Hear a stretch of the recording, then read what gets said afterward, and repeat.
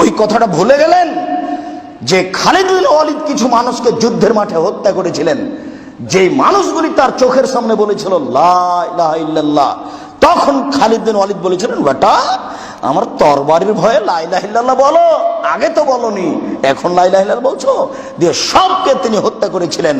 এই খবর আল্লাহর নবীর কাছে পৌঁছিল। আল্লাহর নবী বলেছিলেন, আল্লাহ আমি খালিদের কর্মের ব্যাপারে আমি মুক্ত, আমি খালিদকে এই কথা বলিনি।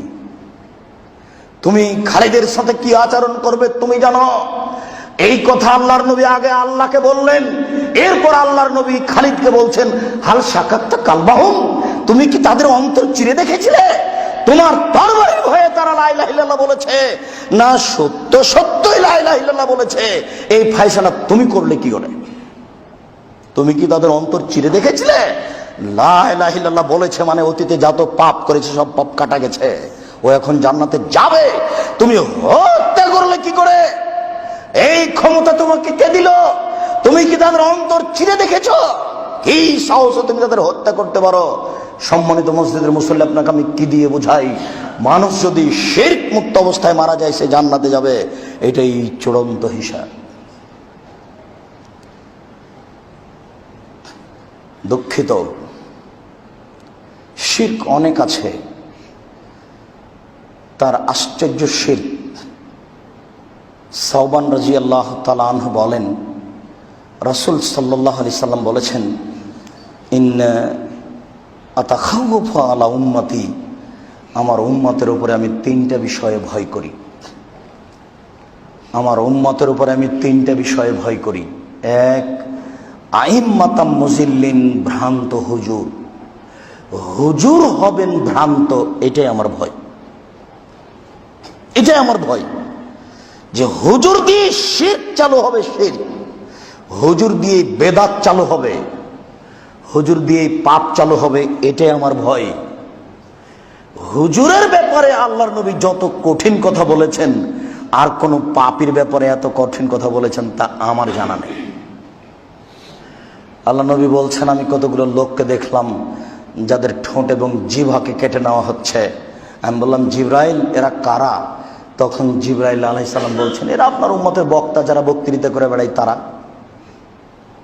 পৃথিবীর কোন মানুষের, কোন পাপীর, সে যত বড়ই পাপ করুক না কেন, তার ঠোঁট জিহ্বা কেটে নেওয়া হবে না হুজুর ছাড়া, সে যত বড়ই পাপ করুক। আল্লাহ নবী বলছেন, দেখি একটা লোককে পাথর দিয়ে মাথা ফাটিয়ে দেওয়া হচ্ছে। আমি বললাম, ঘটনা কি, এ কে? তখন জিবরাইল বলছেন, উনি হচ্ছেন হুজুর, তার মাথা ফাটিয়ে দেওয়া হচ্ছে। পৃথিবীর কোন পাপীর মাথা ফাটিয়ে দেওয়া হবে এভাবে তা করা হবে না, জাহান্নামে দেওয়া হবে। রাসূল সাল্লাল্লাহু আলাইহি সাল্লাম বলছেন যে যখন হুজুরকে জাহান্নামে দেওয়া হবে, তখন দেওয়ার সাথে সাথে ভুঁড়িটা বের হয়ে যাবে, সে ভুঁড়ির চতুর্দিকে ঘুরবে, গরু যেমন ধান মারার সময় ঘুরে, বুঝেন কিনা এই কথা? তো সব জাহান্নামী জমা হয়ে বলবো, হুজুর কি ব্যাপার, আপনি যে আমাদের ভালো কথা বলছিলেন আর মন্দ থেকে নিষেধ করছিলেন। তখন হুজুর বলবে, কি করি, আমি ভালো বলেছি, ভালো করিনি, যে আমি মন্দ নিষেধ করেছি কিন্তু আমি যে নিজেই মন্দ করেছি। আরে হুজুর যে নগদ বেদাতি, হুজুর যে ধর্মের 5 পয়সা দাম দেয় না, হুজুরের কাছে বেদাত একেবারে প্রিয় নেকির কাজ। আহলে হাদিস তার জাজল্য প্রমাণ। আহলে হাদিস দ্বীনের মতো প্রমাণ, আপনাকে আমি দ্বীনের মতো দেখাতে পারি। আমি বুঝতে পারি না কেন এটা। আবার কেউ কেউ বলছে যে অত কঠিন করে বলতে হবে কেন? কঠিন করে বললে ভাত হয়, ভাত বন্ধ হয় না। আমি আব্দুর রাজ্জাক খাকসার তার জাজল্য প্রমাণ। আমি 90 সাল থেকে মাঠে আছি, আজ পর্যন্ত আমাকে কোনোদিন দুর্বল করে কথা বলা লাগেনি। রুজিত হচ্ছে, রাস্তাতে তো পড়ে নেই। আপনারও হবে। আপনি পিছে হটেন কেন? পিছে হটবেন কেন? কোন স্বার্থে পিছে হটবেন? স্বার্থ কি আছে এমন? হুজুর বলেছে, করেনি, এই জন্য এখানে।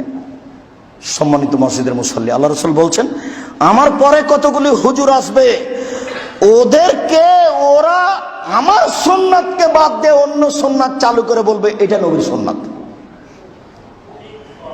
এই কথাটাকে আপনি কি মনে করেন? হাদিস তো বুখারী মুসলিমের। আমার সুন্নাতকে বাদ দিয়ে আরেকটা চালু করে বলবে এটা রাসূলের সুন্নাত।